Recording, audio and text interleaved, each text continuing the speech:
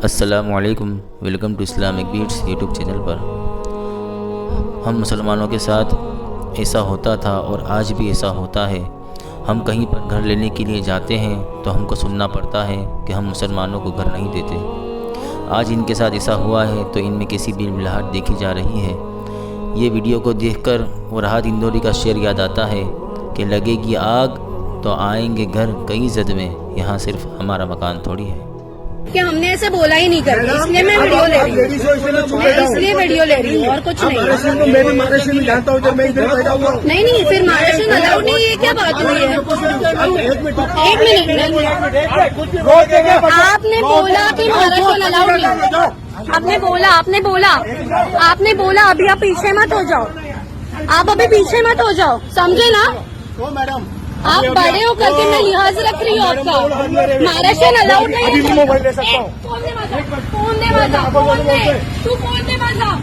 तिथल्या सेक्रेटरीनी सांगितलं इथे महाराष्ट्रीयन्स अलाउड नाहीयेत, मराठी माणसं इथे अलाउड नाहीयेत। महाराष्ट्रात मुंबईत मराठी माणसं अलाउड नाहीयेत, महाराष्ट्रीयन्स अलाउड नाहीयेत। मला बोला जाओ किसको लेके आओ, जाओ पुलिस को लेके आओ, जाओ किसको तुमको लेके आना है उसको लेके आओ, हे बोलला तो मला।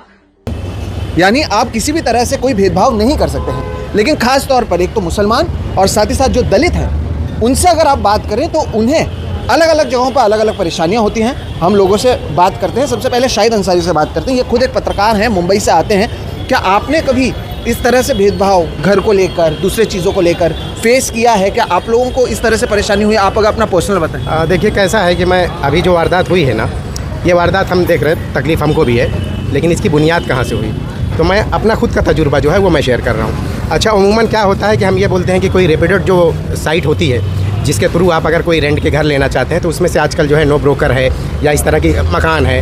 तो मेरा हमेशा से जो रहा है सर्च करने का जो है नो ब्रोकर से रहा है। तो मैंने बहुत ज़्यादा नहीं, 2 साल पहले की बात है, 2-3 साल पहले की बात है, नो ब्रोकर से मैंने नंबर निकाला और कहाँ का मुझे घर मिला, भिंडी बाज़ार के एक टावर का।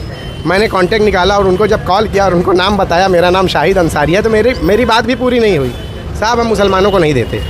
तो मैंने उनको यही पूछा कि आप मुसलमानों को नहीं देते और मुसलमानों के एरिया में आप रह रहे हैं सुकून से, लेकिन आपको खुद का सुकून जो है गारत होते दिखाई दे रहा है कि जब आप मुसलमानों को घर देते हैं। तो बोले नहीं हम नहीं देते, हमारा घर हम नहीं देते। तो मैंने ये बात उनसे नहीं की और जाहिर सी बात है कि उनसे आर्गूमेंट करके कुछ मतलब नहीं था।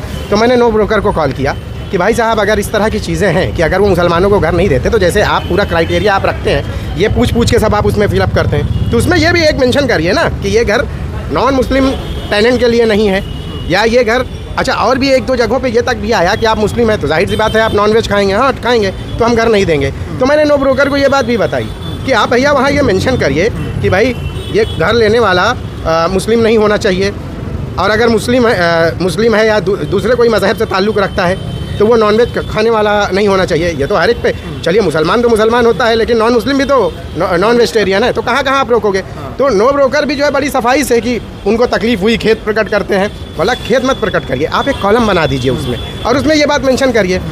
आज जो उस मराठी खातून के साथ हुआ है हमको तकलीफ़ है, अफसोस है, जाहिर सी बात है कि जब उसको तकलीफ़ हुई तो अपना दर्द बयां किया, वो रो रही थी, तो उस पर आदित्य ठाकरे ने जो है अपना वो पक्ष रखा और हुकूमत से सवाल किया कि भाई क्या करेंगे आप। उसमें तो खैर मामला भी दर्ज हो गया, सब कुछ हो गया, लेकिन अहम सवाल यही है कि इसकी बुनियाद, ये जन्मा कहाँ से, इसकी उत्पत्ति कहाँ से हुई।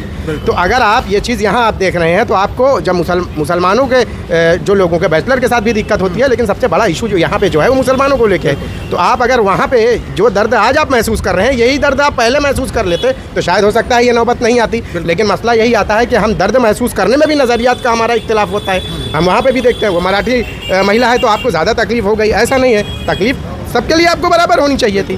बिल्कुल, और ये काफ़ी अहम बात है। और ये जो नॉनवेज वाली बात कही है, ये आप में से कई लोग अगर मुंबई में रहते हैं तो ये बाकायदा पूछा जाता है, और ऐसे कई सोसाइटीज़ हैं जहाँ पर ये कहा जाता है कि अगर बड़ा प्रोजेक्ट महाराष्ट्र से गुजरात गया, SBI का हेडक्वार्टर जो है वो महाराष्ट्र से गुजरात गया, बैंक ऑफ बड़ौदा का जो हेडक्वार्टर है वो महाराष्ट्र से गुजरात गया, IFC जो है इंटरनेशनल फाइनेंस सेंटर जो है वो मुंबई में होना तय हो गया था, तकरीबन 80-90% सब काम हो गया था। वो एक बैग गुजरात जाता है तब ये मराठियों के आँख में वैसे आंसू आना चाहिए थे और मराठियों ने वो जंग जीतना चाहिए था। वो प्रोजेक्ट जो है वो महाराष्ट्र में लाना चाहिए था।